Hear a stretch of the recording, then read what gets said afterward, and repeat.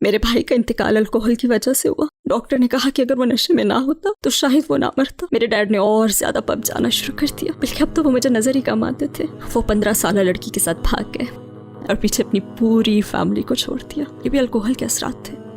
میں بلو ماسک اور آیا صوفیہ کے درمیان کھڑی تھی. اس وقت میں نے پہلی دفعہ اذان کو غور سے سنا. میں سوچ رہی تھی کہ یہ کتنی خوبصورت اور پرسکون ہے. جس طرح اسلام نے مجھے یہ احساس دلایا، یہی اصل سچائی ہے. میری زندگی میں کسی چیز نے مجھے یہ احساس عطا نہیں کیا. میں نے اپنی زندگی میں سکون اور خوشی پانے کے لیے بہت سی چیزیں کی، اور پھر خدا نے مجھے اسلام سے نوازا. الحمدللہ.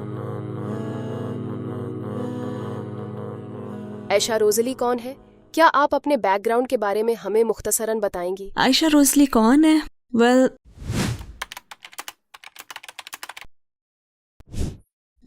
میں یو کے میں غریب گھرانے میں پلی بڑی ہوں. میرے ددیال والے سفر میں رہنے والے خانہ بدوشوں جیسے ہیں. ہم ایک کونسل ہاؤس میں پلے بڑے جو کہ یو کے میں بہت ہی سستی قسم کی رہائش ہے. ہاں، میں مشکل حالات میں پلی بڑی. ہم بہت غریب تھے، لیکن بعد میں ایسے حالات نہیں رہے تھے. جب میں نے ایکٹریس بننے کی کوشش شروع کی تھی تب میں نے حقیقت میں بہت کچھ سیکھا. مثلاً بات کس طرح سے کی جاتی ہے، اور یہ کہ اپنے آپ کو کس طرح سے پریزنٹ کرنا چاہیے. اور الحمدللہ اب میں مسلمان ہوں، تو یہی میری زندگی کی ہائی لائٹس ہیں.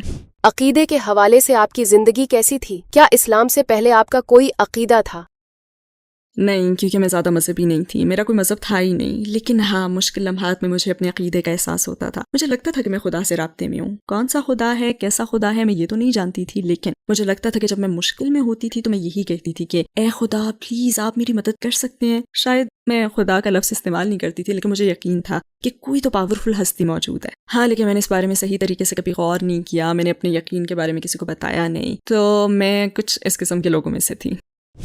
کس چیز نے آپ کو اپنے عقیدے پر سوال اٹھانے پر مجبور کیا؟ کیا کوئی خاص واقعہ یا سوچ تھی؟ یہ اس وقت کی بات ہے جب میں ترکی میں تھی، اور وہاں میں بلو ماسک میں تھی، جسے سلطان احمد مسجد بھی کہتے ہیں. اس وقت میں نے پہلی دفعہ مذہب کے بارے میں غور کرنا شروع کیا تھا. ہاں، میں نے دوسرے مذاہب کا تجزیہ بھی کیا ہے، لیکن اتنی گہرائی میں جا کر نہیں جتنا اسلام کے بارے میں کیا. دوسرے مذاہب کا تو میں نے صرف مطالعہ ہی کیا ہے نا، جبکہ اسلام تو ایسا مذہب ہے جس کا تجربہ میں نے اپنی فیلنگ سے کیا ہے. مسجد میں کھڑے ہو کر اذان سننے کا ایک بالکل ہی الگ احساس تھا. اسلام کے بارے میں پہلے آپ کے کیا خیالات تھے؟ کیا آپ کو کوئی تعصب تھا؟ مجھے اسلام کے بارے میں تعصبات تھے، لیکن وہ میرے لاشعور میں تھے. میں بذات خود اسلاموفوبیا میں مبتلا نہیں تھی. میں نے کبھی ایسا سوچا ہی نہیں کہ میں ایک مخصوص گروہ کے لوگوں کو ناپسند کروں، کیونکہ میں تو بہت مہربان رہنے اور اچھا انسان بننے کی کوشش کرتی تھی. ہاں، لیکن پھر بھی کچھ تعصبات تھے. جب میں پہلی دفعہ ترکی آئی تو مجھے یاد ہے کہ میری گرینی نے مجھ سے کہا کہ پلیز کسی مسلم ملک کی طرف مت جانا، پلیز بالکل بھی مت جانا. ان کا خیال تھا کہ میرے ساتھ کچھ ہو جائے گا. اور جب انہوں نے مجھے کہا کہ مت جاؤ، یہ تو مسلم ملک ہے، تو اس وقت میں باقی خوفزدہ ہو گئی تھی. تو جب میں ترکی مسجد میں گئی تھی تو میرے ذہن میں کچھ ایسے ہی تصور تھا. مجھے لگا کہ لوگ مجھے اندر جانے سے منع کریں گے، مجھ پر ہنسیں گے، یا پھر مجھے غلط انداز سے گھوریں گے. مطلب پہلی دفعہ مسجد جاتے وقت میرے ذہن میں بدترین اندیشے موجود تھے. آپ کو ایسا کیا تجربہ ہوا کہ آپ اسلام کی طرف مائل ہو گئیں؟ میرا الکوہل سے ہمیشہ ایک برا ریلیشن شپ رہا ہے. جب میں 8 سال کی تھی تو الکوہل کی وجہ سے میرے بھائی کا انتقال ہو گیا. تو اس بات کا مجھ پر گہرا اثر ہوا. ظاہر ہے میں اس کے بہت قریب تھی، وہ میرا بھائی تھا، لیکن اصل وجہ جس نے مجھ پر گہرا اثر ڈالا وہ یہ تھی کہ جب اس کا انتقال ہوا تو ڈاکٹروں نے کہا تھا کہ اگر یہ نشے میں نہ ہوتا تو یہ نہ مرتا. وہ نشے میں تھا اور اس کی لڑائی ہو گئی. صرف ایک پنچ میں وہ زمین پر ڈھیر ہو گیا. اس کے دماغ کے پچھلے حصے پر چوٹ لگی اور وہ مر گیا. زمین پر گرتے ہی مر گیا، صرف ایک لمحے کے اندر. لیکن ڈاکٹر نے کہا کہ اگر وہ نشے میں نہ ہوتا تو وہ یہ پنچ برداشت کر لیتا اور وہ نہ مرتا. تو یہی وجہ تھی. اگر وہ ڈرنک نہ کرتا تو وہ نہ مرتا. تو مجھے ہمیشہ سے الکوہل سے پرابلم رہی ہے. اور جب وہ مر گیا تو اس وقت میں بہت چھوٹی تھی، لیکن میری فیملی الکوہل کے مضر اثرات کو نہیں سمجھ سکی. انہوں نے بلکہ الکوہل کا استعمال جاری رکھا، بلکہ خوب ڈرنک کرتے. ایون میرے ڈیڈ نے تو بہت زیادہ پب جانا شروع کر دیا تھا، اور وہ مجھے کم ہی نظر آتے تھے کیونکہ وہ زیادہ تر تو پب میں ہوتے، اور پب میں ہی وہ ایک 15 سالہ لڑکی سے ملے جس کے لیے انہوں نے میری ماں کو چھوڑ دیا. وہ ایک 15 سالہ لڑکی کے ساتھ بھاگ گئے اور اپنی پوری فیملی کو ایسے ہی چھوڑ دیا. یہ بھی الکوہل کے اثرات تھے. تو یہ ایک ایسی چیز ہے جس کی ہمیشہ میں وکالت کرتی آئی ہوں بڑے ہونے کے بعد بھی، کیونکہ 1 سال کے اندر میری تو پوری فیملی 2 حصوں میں تقسیم ہو گئی. یہ سب کچھ 1 سال میں ہوا. یہ میں، میرے ڈیڈ، میرے بھائی اور ماں تھی، اور بس یہی تھا. आधे जा चुके हैं, मैंने अपने डैड को फिर कभी नहीं देखा। आधे लोग चले गए और अब सिर्फ मैं और मेरी माँ रह गए। और इसके बाद भी जो भी हुआ, मैं अपने दिल में अल्कोहल के लिए नफरत लेकर ही बड़ी हुई। मुझे पार्टियों से नफरत थी, मैं पार्टी अटेंड नहीं करती थी क्योंकि मुझे बहुत बुरा महसूस होता था। लेकिन जैसे जैसे मैं बड़ी होती गई, शायद 20 साल की थी, तो मैंने सोचना शुरू किया कि शायद ये इतनी भी बुरी नहीं है। वैसे मुझे कभी भी पार्टियों का जुनून नहीं रहा, मैं इस जुनून से कभी गुजरी भी नहीं। ये तो बस मेरे लिए एक नेटवर्किंग की तरह था। हर कोई कहता कि अगर तुम क्लब जाओगी तो सही लोगों से मिलोगी, सही सर्कल से मिलोगी, तुम्हारा नेटवर्क बनेगा। तो बस इसीलिए मैंने जाना शुरू किया। और एक दफ़ा तो मैं लॉस एंजलिस में थी, एक नाइट क्लब में गई और किसी ने मेरी ड्रिंक में नशा मिला दिया और मेरी वो पूरी रात अस्पताल में तमाम हुई क्योंकि किसी ने मुझे अगवा करने की कोशिश की जब मैं लॉस एंजलिस में थी। और उस लम्हे के बाद मुझे याद है कि एक हस्पताल में मेरी आंख खुली। उस वक्त मेरी हालत बहुत बुरी हो रही थी और मैं सोच रही थी कि मैंने अपने साथ ऐसा किया ही क्यों, क्योंकि मैं तो हमेशा से अल्कोहल के खिलाफ थी ना। तो फिर मैं ऐसी जिंदगी की तरफ क्यों आने लगी हूँ। लेकिन इससे भी बुरा ये था कि मैं रुकी नहीं, मैंने इसे जारी रखा। मैं पार्टियों में जाती रही, हाँ इतना ज्यादा नहीं जितना मेरे दोस्त जाते थे, उससे तो कम ही था। और जब मैं तुर्की आई तो मेरी नीयत साफ नहीं थी, जब मैं यहाँ आई तो मेरी नीयत अच्छी नहीं थी। मतलब अल्लाह ने मुझे वक्त दिया एक हद तक, जब तक कि मैंने अपनी पूरी ज़ात को खो नहीं दिया। क्योंकि मैं प्लास्टिक सर्जरी का इरादा रखती थी। अपने आप को बदलने के लिए अल्लाह ताला ने मेरा उस वक्त तक इंतज़ार किया जब तक कि मैंने अपना आप खो नहीं दिया। और फिर अल्लाह ताला मुझे इस्लाम की तरफ ले आया। इस्लाम के बारे में आपको सबसे ज्यादा किस चीज ने मुतासिर किया? ये कोई एक चीज नहीं है, वक्त के साथ साथ कई चीजें सामने आई। मेरे ख्याल से मेरे लिए सबसे बड़ी चीज जिसने मुझे इस्लाम के बारे में संजीदगी से सोचने में मजबूर किया, वो मेरा पहली दफा तस्बीह पढ़ना था।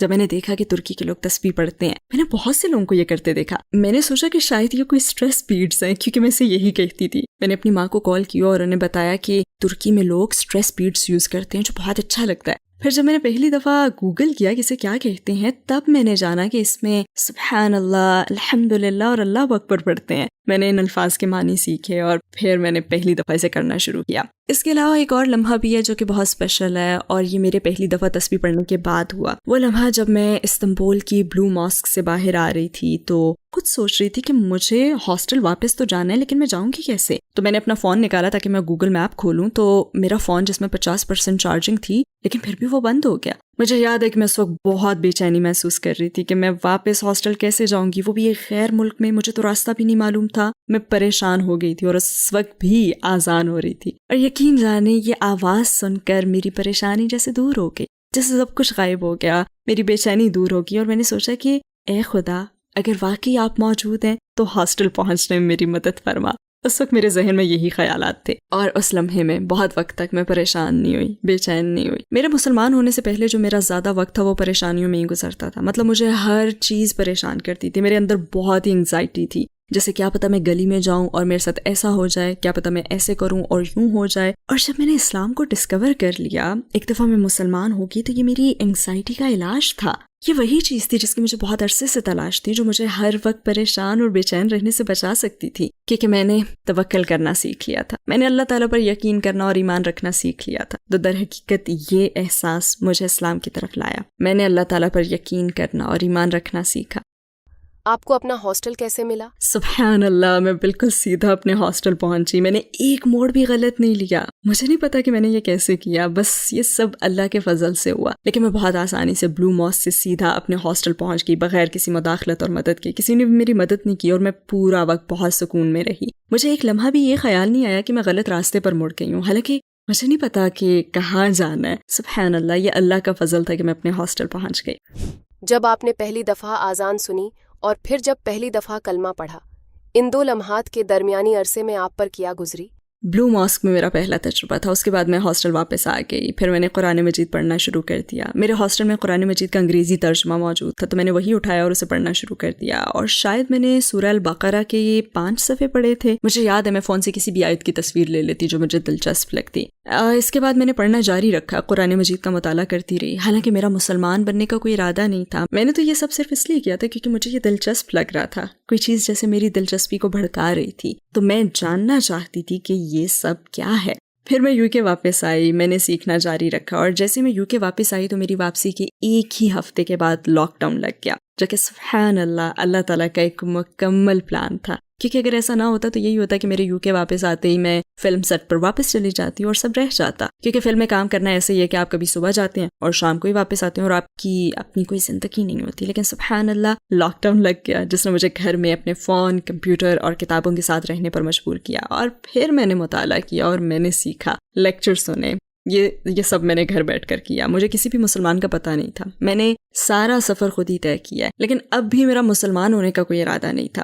جس چیز نے واقعی مجھے اس کے لیے ابھارا وہ یہ تھی کہ جب میں نے نماز پڑھنا شروع کی، اب میں نے صرف ٹرائی کرنے کے خیال سے شروع کی کیونکہ میں اپنی مدد آپ کے اصول پر چل رہی تھی. اور میں نے سوچا کہ اگر کوئی فجر میں اٹھ سکتا ہے تو اس کا مطلب یہ ہے کہ ان کا سیلف کنٹرول بہترین لیول پر ہے. تو اس لیے میں نے بھی نماز پڑھنا شروع کی.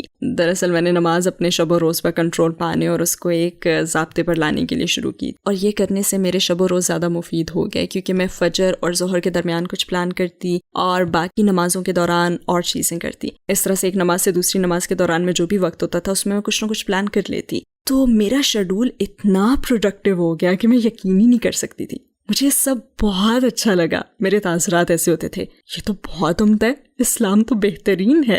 جو لوگ دن میں 5 نمازیں پڑھتے ہیں وہ بہت زبردست ہے کیونکہ آپ اپنے ایک دن میں بہت کچھ کر سکتے ہیں. تو میں یہ سب کر رہی تھی کہ رمضان آ گیا اور میرا ارادہ تھا کہ میں سیلف کنٹرول کرنے کے لیے اب یہ بھی ٹرائی کروں گی. میں رمضان بھی ٹرائی کروں گی. ہاں، میری امی کو یہ ارادہ پسند نہیں آیا تھا. ان کا تو یہ خیال تھا کہ میں مر جاؤں گی. انہوں نے سختی سے منع کر دیا کہ تم مر جاؤ گی اور وہ میرے اس ارادے سے بہت ناراض بھی تھی. تو میں نے رازداری سے رمضان کے روزے شروع کر دیے. مجھے یقین نہیں آ رہا تھا کہ میں یہ کر رہی ہوں.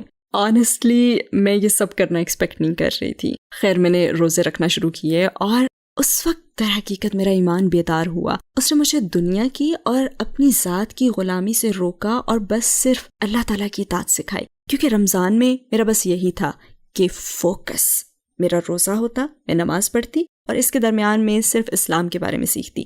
تو میں نے اپنا سارا وقت یوں ہی گزارا. تو جس طرح سے اسلام نے مجھے احساس دلایا، مجھے واقعی یقین ہو گیا کہ یہی سچائی ہے. مجھے اپنی زندگی میں کبھی کسی چیز نے یہ احساس نہیں دلایا تھا اور اس احساس کی وجہ سے پھر میں نے اسلام کو سنجیدگی سے لینا شروع کر دیا اور میں نے آگے بڑھنا شروع کیا. سبحان اللہ، یہ سب خدا کی طرف سے تھا کیونکہ صرف خدا ہی مجھے یہ اطمینان دلا سکتا ہے. میں نے اپنی زندگی میں اطمینان اور خوشی پانے کے لیے بہت سی چیزیں ٹرائی کی ہیں اور خدا نے مجھے یہ سب اسلام کے ساتھ دے دیا، الحمدللہ. کس چیز نے آپ کو مسلمان بننے کی طرف آخری قدم اٹھانے سے ڈرایا؟ میرے خیال سے یہ میرا اپنی پچھلی زندگی کو پیچھے چھوڑنا تھا جو کہ میرے لیے بہت خوفناک تھا. کیونکہ مجھے پتا تھا اگر ایک دفعہ میں مسلمان ہو گئی تو اس شخصیت کی طرف میں کبھی بھی نہیں لوٹوں گی جو کہ میں تھی. یہ خیال کہ اب میری فیملی کیا سوچے گی یہ بہت ڈرانے والا تھا. اپنا سارا کریئر بدلنا، وہ کریئر جس میں 10 سال سے کام کر رہی تھی، جی رہی تھی، سو رہی تھی، کھا پی رہی تھی، مطلب میری پوری زندگی تھا. یہ میرا کریئر تھا. میں نے جب بھی کوئی فیصلہ کیا تو بطور اداکارہ فلموں میں کام کرنے کی بنیاد پر کیا، وہ سب کچھ جو میں کرنا چاہتی تھی. تو ان سب چیزوں نے مجھے سچ میں ڈرایا. جب آپ نے کلمہ پڑھا تو آپ کو کیسا محسوس ہوا؟ کیا آپ اس لمحے کی تفصیل بیان کر سکتی ہیں؟ میں نے کلمہ رسمی انداز میں نہیں پڑھا. میں نے یہ مسجد میں نہیں کیا. میں نے کووڈ میں لاک ڈاؤن کے دوران اپنے لیونگ روم میں یہ کیا اور میں ساری رات روئی تھی. یہ رمضان کے 10 دن تھے جب میں مسلمان ہوئی تھی اور میں تقریباً پورا وقت روتی رہی.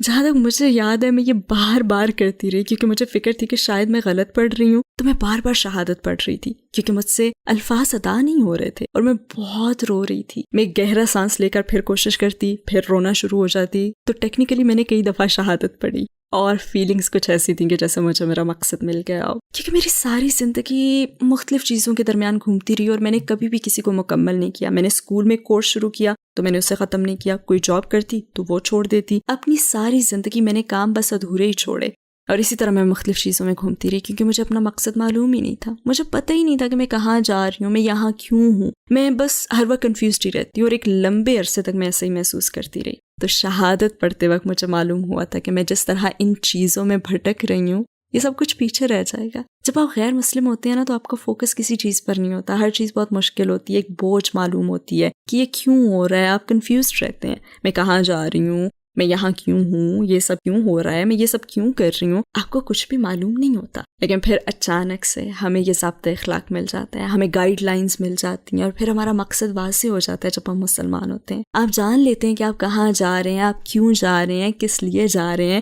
اور منزل کیا ہے آپ کی؟ یعنی جنت انشاءاللہ. اور یہ جنت کی طرف جانے کا مقصد ہی آپ کی زندگی کو اتنا آسان کر دیتا ہے، اس زندگی سے کہیں زیادہ جہاں آپ کو پتہ ہی نہیں ہوتا کہ آپ جا کہاں رہے ہیں. تو بالکل یہ میرے لیے بہت ایموشنل لمحات تھے.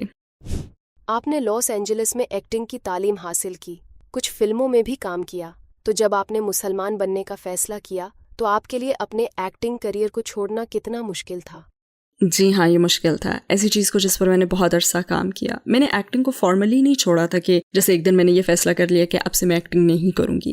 ہاں، لیکن کووڈ کی وجہ سے لمبے عرصے تک کوئی فلم شوٹنگ نہیں تھی، کوئی ایکٹنگ تھی ہی نہیں، اور اسی وجہ سے اللہ تعالیٰ نے مجھے مذہب کے بارے میں زیادہ سے زیادہ سیکھنے کا وقت دیا. تو میں نے جانا کہ میں کیا کر سکتی ہوں اور کیا نہیں کر سکتی. مجھے دوبارہ کام کی آفر بھی ہوئی تھی اور زندگی میں پہلی دفعہ میں نے اسے ٹھکرایا تھا. میں نے کہا کہ میں نہیں کر سکتی، سوری میں یہ نہیں کر سکتی. پھر میں نے سوچا کہ میں اس چیز کے لیے کس مقام پر کھڑی ہوں جس کے حصول کے لیے میں نے بہت زیادہ محنت کی ہے. میں کس مقام پر کھڑی ہوں؟ تو میں نے صرف مسلم پروجیکٹس میں کام کرنے کا ارادہ کیا تاکہ مجھے ڈائریکٹر کے بارے میں یہ پریشانی نہ ہو جو مجھے غیر آدمی کو گلے لگانے کا کہے اور یہ بات پھر سمجھ نہ سکے کہ میں ایسا کیوں نہیں کرنا چاہتی. تو مطلب مجھے ان چیزوں کے بارے میں پریشانی نہ ہو.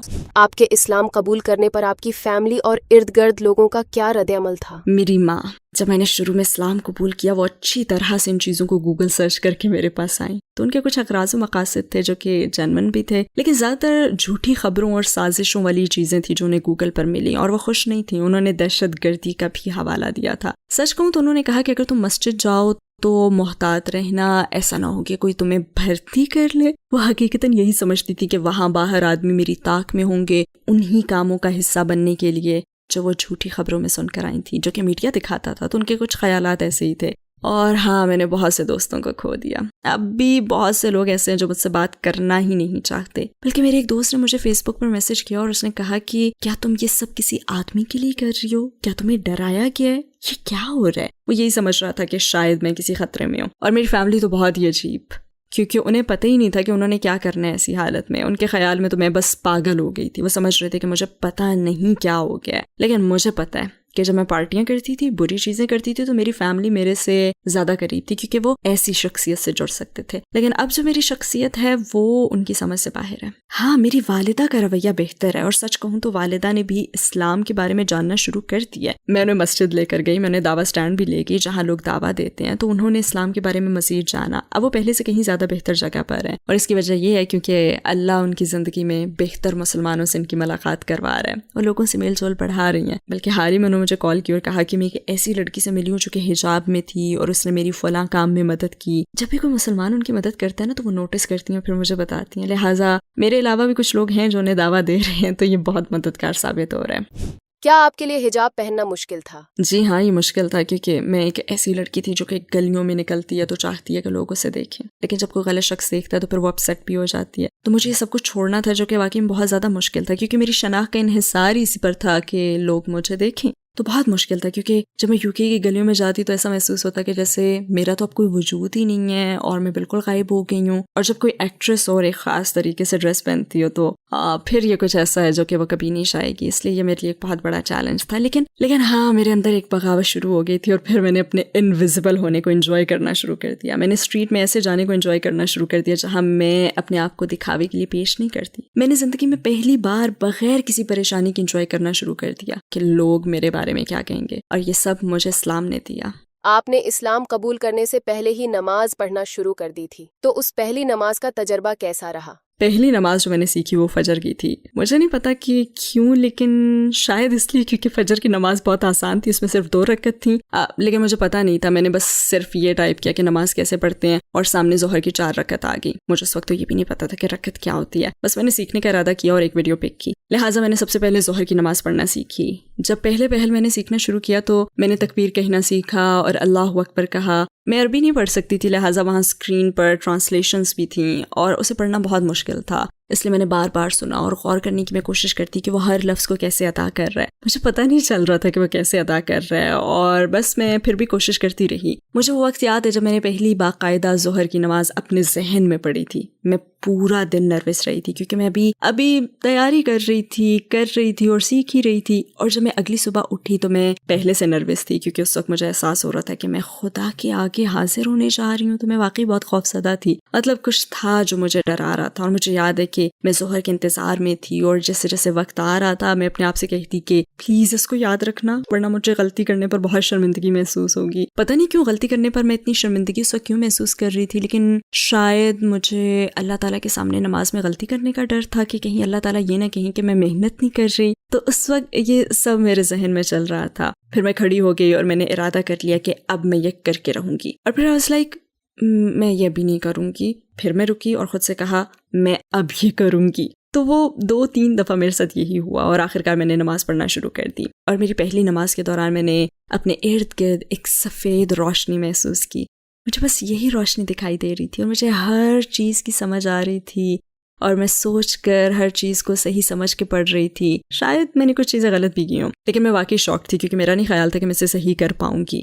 مجھے اس نماز کا ختم کرنا بھی یاد ہے اور مجھے ایسا لگ رہا تھا جیسے میں نے کوئی پرفارمنس دی ہو, جیسے میں اسٹیج پر کھڑی ہوں, مجھے پرفارمنس دینی ہے اور مجھے اپنی لائنز یاد کرنی ہے. تو اس وقت کچھ ایسا ہی محسوس ہو رہا تھا. اسلام قبول کرنے کے بعد آپ نے جن چیلنجز کا سامنا کیا ان میں سب سے مشکل کون سا تھا اور آپ نے اس کو فیس کرنے کے لیے کیا قربانی دی؟ میرے لیے سب سے بڑا چیلنج اپنے مذہب میں کانفیڈنس کا تھا. میں ہمیشہ اپنے آس پاس رہنے والے مسلمانوں کے درمیان رہنے میں فکر مند رہتی. کیا ہوا اگر وہ مجھ سے کوئی عربی کا لفظ کہیں اور مجھے پتہ ہی نہ ہو کہ جواب کیسے دینا ہے, اور مجھے خیال آتا کہ ایسا نہ ہو کہ میں مسجد میں نماز ادا کروں اور میں کچھ غلط کر دوں. تو میں دوسرے مسلمانوں کے پاس بہت زیادہ نروس فیل کرتی تھی, جیسے مسجد جانا یا ان کی کسی جگہ جانا, اور اگر کوئی مجھے السلام علیکم کہتا تو میں گڑبڑا جاتی اور پھر کہتی وعلیکم السلام.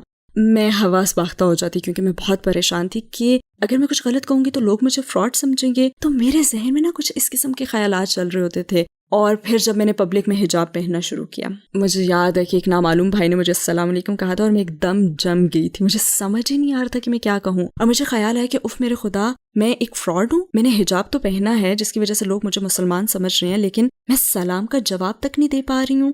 تو یہ چیزیں میرے لیے بہت پریشانی کا باعث رہی ہیں.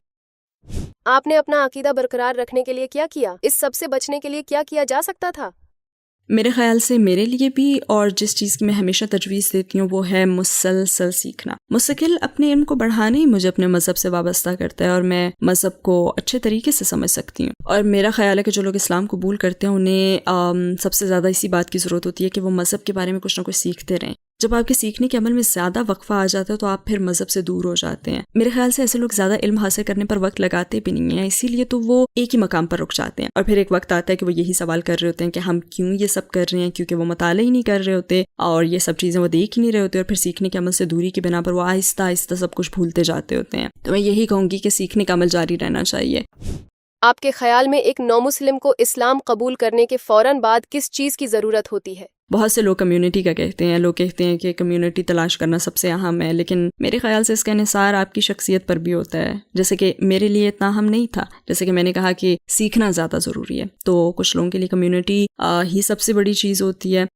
اس لیے میں یہی کہوں گی کہ کمیونٹی تلاش کرنا, مسجد جانا, اپنی دینی بہنوں سے میل جول, اور اس سے بھی زیادہ نو مسلموں کا سرکل جوائن کرنا اہم ہے. یو کے میں ویسے بہت سے ایسے سرکلز ہیں, ترکی کا مجھے زیادہ علم نہیں ہے. یو کے میں تو نو مسلموں کے سرکلز اور مساجد ہیں جو کہ ان سرکلز کا انتظام بھی دیکھتی ہیں. تو زیادہ اہم ایسی کمیونٹی بنانا ہے جہاں پہ ساری دینی بہنیں مل کر بیٹھیں, ایک دوسرے کی مدد کریں, مشورہ دیں اور اسی قسم کی چیزیں وغیرہ. لہٰذا کمیونٹی تلاش کرنا بہت اہم ہے. ویسے آپ کو یہ آن لائن بھی مل جائیں گی, آن لائن تو بہت سے کورسز بھی ہیں, آپ فین کمیونٹی بھی جوائن کر سکتے ہیں. کیا آپ نے اپنے ارد گرد لوگوں کو اسلام کی دعوت دینا شروع کیا؟ جی ہاں, اپنی ماں کو, اور میں بہت کوشش کر رہی ہوں انشاءاللہ. ہماری گفتگو کچھ اسی طرح کی ہوتی ہے کہ جب خدا کی بات آئے تو وہ اس بات کو سمجھ سکیں. مطلب وہ ملحد تو نہیں ہے اور وہ یہ نہیں کہتی کہ انہیں خدا پر یقین نہیں ہے, لیکن ان کو یہ سمجھنے میں وقت لگا, اور ان کو خدا کی سمجھ نہیں ہے, اس کے بجائے ایک طاقت کی موجودگی کا خیال وہ بہتر طور پہ سمجھ پاتی ہیں. جیسے کوئی طاقت ہے جو یہ سب کرتی ہے اور پھر سب کچھ ہو جاتا ہے. تو ابھی وہ اسی مقام پر ہیں. بلکہ انہوں نے تو مجھے کافی دفعہ یہ بھی کہا ہے کہ انہیں اپنے کرسچن بیک گراؤنڈ کی وجہ سے مذہب پر گفتگو پسند نہیں ہے. حالانکہ وہ کٹر کرسچن بھی نہیں ہیں, لیکن وہ کرسچن اسکول میں پلی بڑھی ہیں. تو ان کے خیال میں خدا کوئی ایسا شخص ہے جو بادلوں میں بیٹھا سب کو دیکھ رہا ہے. مطلب یہ کوئی شخص ہے. خدا کے بارے میں ان کا بھی یہی تصور ہے, جیسے کوئی شخص بادلوں میں بیٹھا سب کچھ نیچے دیکھ رہا ہوتا ہے. تو یہ ان کے زمانے کی باتیں ہیں جہاں ان کے خدا کے بارے میں عجیب و غریب نظریات تھے. اور میرے خیال سے تو انہوں نے بچپن میں جیزس کی بہت سی تصویریں بھی دیکھی ہیں جس کی وجہ سے ان کا مائنڈ کنفیوزڈ ہے، اور یہ کنفیوژن ان کی باقی زندگی پر بھی اس طرح اثر انداز ہوئی ہے کہ وہ خدا کا تصور ہی نہیں سمجھ سکیں، انہیں خدا کا لفظ پسند نہیں ہے۔ وہ مجھے کہتی ہیں کہ میں کنفیوزڈ ہوں، مجھے یہ سمجھ نہیں آتا، اور جس طاقت پر انہیں یقین ہے وہ خدا ہے، تو وہ یہ ربط نہیں بنا پا رہی ہیں، ان کے لیے یہ سب مشکل ہے۔ کیا آپ کے زیر اثر کوئی مسلمان ہوا؟ واللہ عالم، مجھے قرآن مجید کے بہت زیادہ آرڈرز ملتے ہیں، میں فری قرآن مجید دیتی ہوں، یہ سب میری ویڈیوز میں ہیں جہاں فری قرآن مجید کے لیے ایک لنک موجود ہے، اور مجھے روز کے حساب سے 10 قرآن مجید کے آرڈر ملتے ہیں، مجھے بہت سے آرڈرز ملتے ہیں، تو مجھے نہیں پتا کہ ان میں سے کوئی اس وجہ سے مسلمان ہوا ہوگا یا نہیں۔ اور جہاں تک انسٹاگرام پہ میرے ان باکس کا تعلق ہے تو میرے پاس بہت سے لوگوں کے میسیجز آتے ہیں جہاں لوگ کہتے ہیں کہ میں اس ویڈیو کی وجہ سے مسلمان ہوا ہوں۔ اب مجھے علم نہیں ہے کہ یہ بات درست ہے یا نہیں، کیونکہ میں کبھی ان لوگوں سے ملی نہیں ہوں۔ ہاں، ایک لڑکی ہے جس کا مجھ سے فون پہ رابطہ ہوا تھا، اس کا علم ہے مجھے کہ وہ واقعی مسلمان ہو گئی، تو جن کو میں نہیں جانتی ان کے بارے میں مجھے علم نہیں ہے۔ لوگوں کو اسلام کی طرف بلانے کا بہترین طریقہ کیا ہے؟ مجھے کوئی بہترین یونیورسل طریقہ تو معلوم نہیں ہے، کیونکہ ہر کوئی مختلف ہوتا ہے، اور میرے خیال سے ہم سب اس امہ میں ایک جگسا پزل کی طرح ہیں، تو ہم سب اہم کردار ادا کرتے ہیں کیونکہ اس میں ہر ٹکڑا اہم ہوتا ہے۔ تو مطلب اگر آپ نے ساری زندگی دعویٰ کا کام نہیں کیا تو بھی آپ اس پزل کا اہم حصہ ہیں، کیونکہ ہمارے اعمال بھی تو دعوی ہی ہیں، اور سب یہی کہتے ہیں کہ عمل کے ذریعے دعویٰ دینا زیادہ اہم ہے، اور میرا یقین بھی یہی ہے۔ لیکن میرے خیال میں سب سے زیادہ مؤثر طریقہ اس پزل میں اپنے مقام کو جاننا ہے کہ آپ کون ہیں۔ ہر مسلمان کے لیے یہی جاننا ضروری ہے کہ وہ اس پزل میں کیا ہے، وہ کس چیز کو پریزنٹ کر رہا ہے۔ کچھ لوگ ہیں جو گلیوں میں بھی کھڑے ہو کر دعویٰ دیتے ہیں، بچوں سے منسلک ہو جاتے ہیں، تو یہ بھی بہترین ہے، وہ بھی اسی پزل کا حصہ ہیں۔ اور کچھ لوگ تو زیادہ انٹلیکچوئل ہوتے ہیں، وہ اسی لیول پر لوگوں سے منسلک ہو جاتے ہیں، تو وہ بھی اس پزل کا حصہ ہیں۔ تو آپ کیا ہیں اس پزل میں؟ جیسے کہ میرا بیک گراؤنڈ سیلف ہیلپ قسم کا ہے، تو بہت سے لوگ ہیں جو میرے کہنے پر یا میرے عمل کی وجہ سے اسلام کی طرف آتے ہیں، ایک ایسی لڑکی کی وجہ سے جو خود اسٹرگل میں ہے اور اپنی مدد آپ کے تحت سب چیزوں کی تلاش میں ہے اور سکون کی تلاش میں ہے، تو میرے ذریعے اسلام کی طرف آنے والوں کا راستہ بھی یہی ہوگا۔ ہمارے نبی صلی اللہ علیہ وسلم کی کس بات نے آپ کو سب سے زیادہ متاثر کیا؟ اس سوال پر 10 چیزیں بیک وقت میرے ذہن میں آ گئی ہیں، لیکن میرے حساب سے یہ کائنڈنس ہے۔ مجھے ہمیشہ یہ سٹوری یاد آتی ہے جو ایک بوڑھی خاتون کی سٹوری ہے جس نے سامان اٹھایا ہوا ہے، شاید آپ کو بھی یہ سٹوری معلوم ہو جو کہ میں سنانے جا رہی ہوں۔ تو ہمارے نبی صلی اللہ علیہ وسلم اس کا سامان اٹھا کر مدد فرما رہے تھے، اور وہ خاتون سارا راستہ نبی صلی اللہ علیہ وسلم کے خلاف بولتی رہی، کیونکہ وہ آپ صلی اللہ علیہ وسلم کو جانتی ہی نہیں تھی۔ وہ بولتی رہی کہ ایک شخص ہے جو خود کو نبی کہتا ہے، وہ ایسا کرتا ہے، وہ بہت خطرناک ہے اور کافی عرصے سے برے کام کر رہے۔ آپ صلی اللہ علیہ وسلم خاموشی سے بس اس کا سامان اٹھائے، سب باتیں سنتے رہے، لیکن کچھ بھی کہا نہیں کہ یہ شخص میں ہوں اور آپ نے میرے خلاف کیسے بات کی ہے۔ آپ صلی اللہ علیہ وسلم نے اپنا ڈیفینڈ بالکل نہیں کیا، آپ صلی اللہ علیہ وسلم نے تو اس کو بولنے کا موقع دیا، اور جب اس کی منزل آ گئی تو آپ صلی اللہ علیہ وسلم نے اس کا سامان اسے دے دیا۔ تو خاتون نے شکریہ ادا کیا اور پوچھا کہ آپ کون ہو، تو اس پر آپ صلی اللہ علیہ وسلم نے فرمایا کہ میں نبی محمد صلی اللہ علیہ وسلم ہوں، اور پھر وہ خاتون مسلمان ہو گئی تھی، کیونکہ سارے سفر میں وہ آپ صلی اللہ علیہ وسلم کے خلاف بولتی رہی، لیکن آپ صلی اللہ علیہ وسلم نے ایک دفعہ بھی اس کو نہیں ٹوکا۔ تو میرے لیے اس واقعے میں اہم سبق ہے، کیونکہ آج کل ہم بہت چڑچڑے ہوتے جا رہے ہیں۔ اگر کوئی بھی ہمارے بارے میں کچھ بھی کہتے، فرض کریں کہ اگر میرے بارے میں کوئی کچھ کہے تم تو ایسی ہو، تو رد عمل یہی ہوتا ہے نا کہ کیا تم نے میرے بارے میں ایسا کہا ہے، تو ہم فوراً غصہ کر جاتے ہیں۔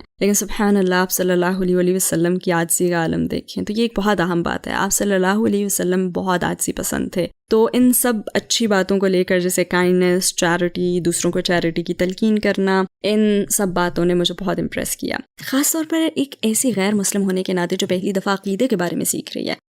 اگر آپ کو نبی صلی اللہ علیہ وسلم کی زندگی کا ایک دن دیکھنے کا موقع ملے تو آپ کس دن کا انتخاب کریں گی؟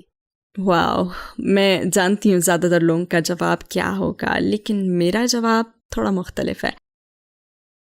میں یہ کہوں گی کہ وہ دن جب حضرت خدیجہ رضی اللہ تعالیٰ عنہ کا انتقال ہوا، کیونکہ مجھے ہمیشہ برے وقتوں میں انسپریشن ملی ہے، تو اس وقت میں رہ کر اس خاص دن کے 24 گھنٹوں کا مشاہدہ کرنے سے مجھے اپنی زندگی میں یہ سمجھنے کا موقع ملے گا کہ میں اپنی باقی زندگی کے لیے کیا کر رہی ہوں، کیونکہ مجھے زندگی کے کٹھن لمحات سے بہت انسپریشن ملی ہے، اور مجھے پتہ ہے کہ وہ وقت نبی پاک صلی اللہ علیہ وسلم کے لیے بہت کٹھن ہوگا۔ تو میں دیکھنا چاہتی ہوں کہ آپ صلی اللہ علیہ وسلم نے اس مشکل سچویشن کو کیسے ہینڈل کیا۔